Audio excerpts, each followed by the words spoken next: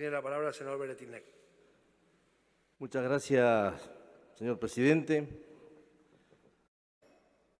Bueno, vamos a analizar y cuando estos días se hablaba, se escribía y se decía mucho sobre estos DNU, en realidad creo que es un buen momento para quienes de alguna manera somos protagonistas de esta parte de la historia argentina tan compleja, tan dura, tan distinta, en lo que significó la decisión del Estado y de sus autoridades de cómo enfrentar algo que, lo dijimos acá muchas veces, pero después de 1 año y medio vale la pena recordar, en la primera pandemia de esta época en el mundo, y cómo los distintos gobiernos llevamos adelante las respuestas y las medidas a esto que nos tocó vivir. Los decretos que vamos a validar hoy, y desde ya adelanto mi voto favorable, tienen que ver con el mes de julio del año pasado, ¿no? Observaba 4.231 casos diarios, teníamos en ese momento, creciendo y no sabíamos hasta cuándo. Se empezaban a dar las primeras respuestas en aquel momento que tenían que ver con nuestro sistema sanitario. Y lo comparaba con el día de hoy, 1.880 casos. Y quiero recordar aquel momento porque la angustia, la zozobra, y el no saber dónde iba a parar, de qué manera iba a parar, si iba a haber respuestas, creo que nos embargaba a todos. Y creo que 1 año y medio después, yo creo que hay que destacar las decisiones de aquel momento, que no solo fueron decisiones del Poder Ejecutivo o del presidente con estos DNU, sino que fueron acompañadas por todos los gobernadores y gobernadoras, y que fueron aplicadas y aplicados por todos los intendentes y cargos electivos en el país. Y fíjense que después de prácticamente 1 año y medio de pandemia, ¿quién puede tener algún tipo de verdad absoluta sobre el éxito o no de lo que significó la lucha contra la pandemia?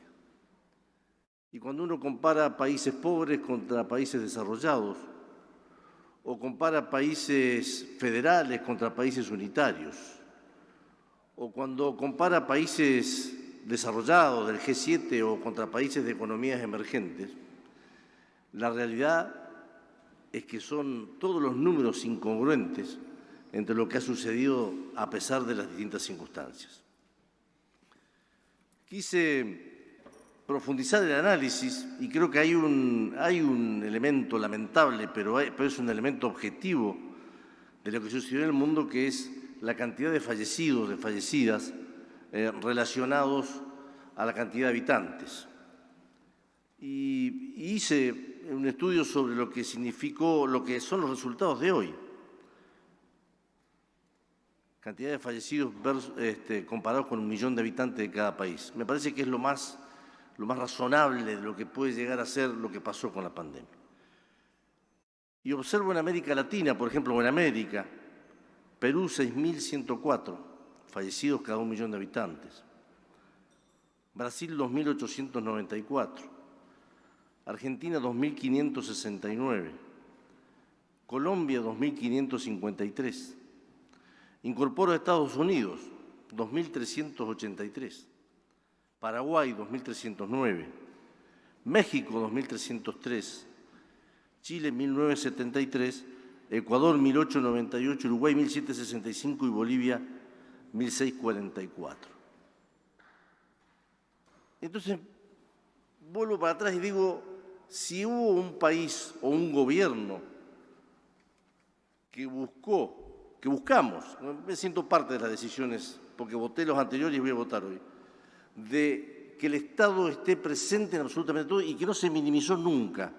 Creo que desde el presidente en aquel momento, los gobernadores, las gobernadoras, los intendentes, nosotros dijimos, el Estado tiene que cuidar a sus ciudadanos y de ahí surgieron toda esta serie de medidas, pero hubieron líderes mundiales que minimizaron la pandemia, que negaron la pandemia y que dijeron, esto no va a pasar absolutamente nada.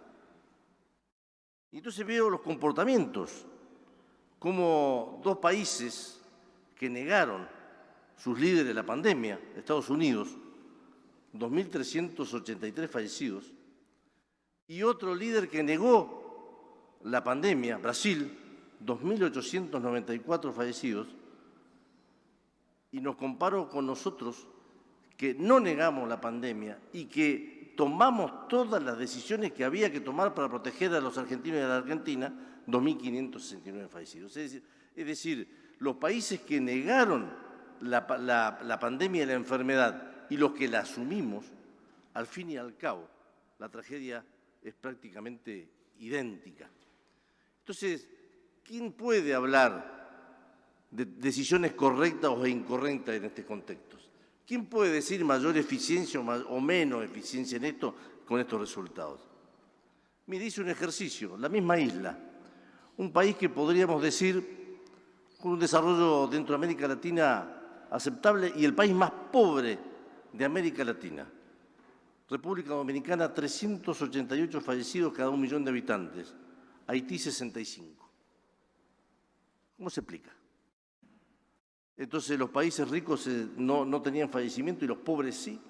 Esto lo tira por tierra. Tomemos el hemisferio norte, dos países con desarrollo humano similares, Estados Unidos y Canadá. Estados Unidos, como decía recién, 2.383 fallecidos, Canadá 778. No tiene lógica, no tiene razonabilidad también.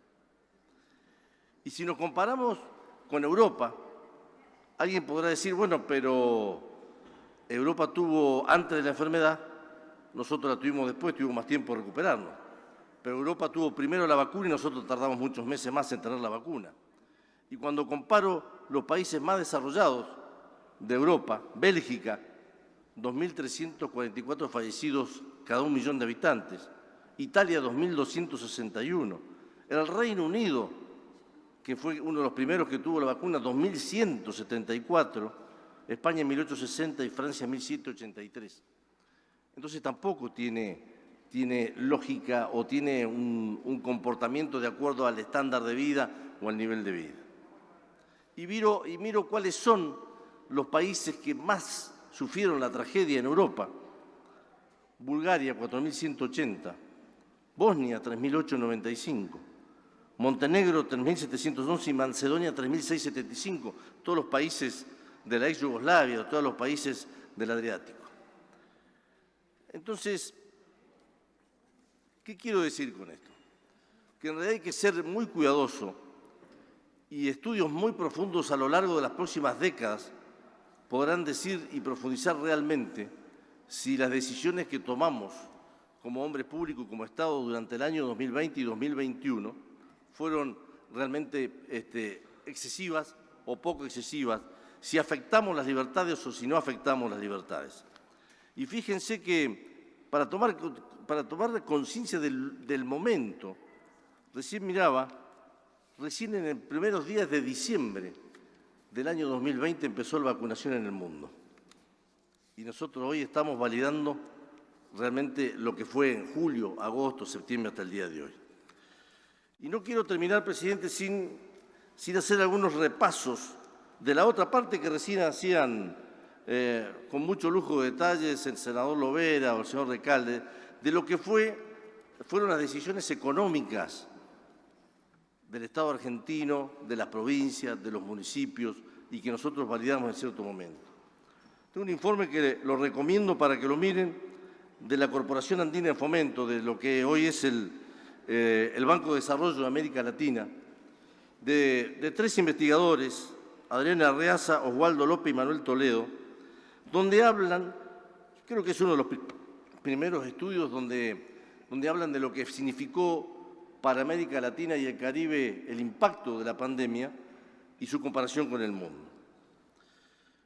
Uno de los primeros temas, porque hoy se habla también en Argentina de la expansión monetaria, de todo este tipo de situaciones. Y habla de la expansión monetaria, donde habla que El Banco Central Europeo en aquel momento y la Reserva Federal Americana llevaron adelante una expansión monetaria superior al 15% del Producto Bruto Interno para poder contener lo que fueron los impactos de la pandemia en ese momento. Como consecuencia de la pandemia y del virus, América Latina y el Caribe llevaron adelante las emisiones soberanas más altas de la historia, 65.000 millones de dólares en el año 2020. 19.600 millones de esa expansión, de ese endeudamiento fue dedicado a la lucha contra el COVID. México tomó el 28% de deuda, Chile el 12% y la República Dominicana el 12%. En otros aspectos, la base monetaria de América Latina y el Caribe experimentó un crecimiento de no menos el 15% en toda América Latina. Y la tasa de crecimiento del dinero base pasó de un promedio del 7,6 en el 2016 al 19,7 en el año 2020. Obviamente, todo esto tuvo que ver después también con las decisiones del Estado en lo que fueron medidas fiscales, como se relató recién aquí de lo que tratamos durante el año pasado. El bloque de economías avanzadas promedió un impulso fiscal del 13,8% del Producto Bruto Interno, que fue lo que las medidas fiscales, el caso de Estados Unidos lo comparo porque es muy similar al nuestro, que aplicó un enorme plan de cheques directos a personas de bajos ingresos, las IFE, que en aquel momento se sancionó. 17,9% fue en Estados Unidos del Producto Bruto las medidas de ayuda fiscal. En Europa, con los créditos a las pymes, incrementaron un 33% del producto, fueron un 33% del Producto Bruto. Ahora, ¿qué pasó? No hubo un solo país en América Latina y el Caribe que no haya tenido déficit en el año 2020. Absolutamente todos. Los déficits fiscales primarios aumentaron en América Latina y el endeudamiento público de la región pasó del 68,4% del Producto Bruto Interno del 2019 al 77,7% del Producto Bruto Interno del 2020 en América Latina, producto de estas instancias. No hubo un solo país de América Latina y el Caribe que no haya tenido déficit público en el año 2020. Desde el más pequeño, Brasil, del 1% de su Producto Bruto Interno, al más fuerte, Bolivia, con un 11% de su Producto Bruto Interno. México el 2%, Uruguay el 2,8%, Costa Rica el 3,8%, República Dominicana el 4,2%, Ecuador el 4,7%, Paraguay el 4,9%, Colombia el 5%, Chile el 6,3%, Argentina el 6,4%, Perú 7,3%. Mire, y esto no hay una cuestión doctrinaria, dogmática acá. Estos son gobiernos americanos, latinoamericanos, de distinto marco ideológico, países unitarios y países federales. Y sin embargo, ya sea en lo que es la tragedia lamentable de la cantidad de fallecidos o contagiados o impactados por la pandemia versus o la cuestión económica, a todos nos pegó absolutamente por igual. Termino, presidente, diciéndole que la caída también en el Producto Bruto se dio en todos los países y prácticamente no hubo ningún país que haya tenido crecimiento. Con esto quiero manifestar la aprobación desde Juntos Somos Río Negro a estos DNU, destacar las decisiones que tomamos en sus distintos momentos, más allá de los hechos puntuales, como pueden ser el tema vacunatorio, como puede ser la violación por parte del presidente en su momento de estos propios decretos de necesidad de urgencia o de las reglamentaciones que se vivieron. Pero quiero destacar, como lo hemos hecho muchas veces, el esfuerzo, el sacrificio, la pasión de todos y de todas las trabajadoras de la salud pública y privada de la Argentina que evitaron que las catástrofes sean mayor, destacar y reconocer el esfuerzo y el sacrificio de las fuerzas de seguridad provinciales y federales, con lo cual esto no se hubiese podido llevar adelante. Y decir esto, ¿no? La historia, a lo largo de distintos documentos y distintas investigaciones, dirá, si es que puede definirlo en algún momento, cuál fue la respuesta más adecuada y más sensata a una cosa que nunca habíamos vivido en la etapa moderna de la humanidad, que es esta pandemia, que aún no termina y que todas las semanas y todos los meses pone a prueba no solo al Estado, no solo a sus gobernantes, sino a la sociedad en su conjunto. Porque pensar que quienes estamos aquí somos hombres públicos y nuestra vida la dedicamos a otra cosa.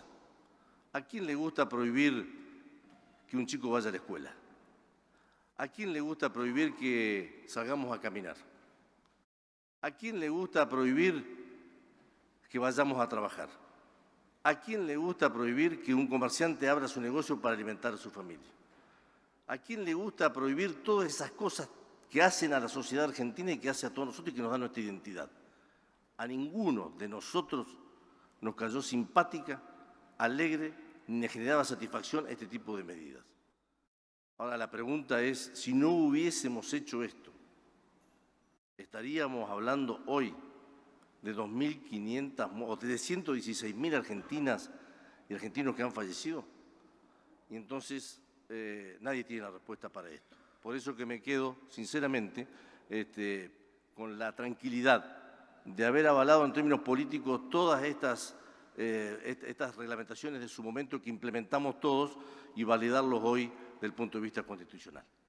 Muchas gracias, presidente.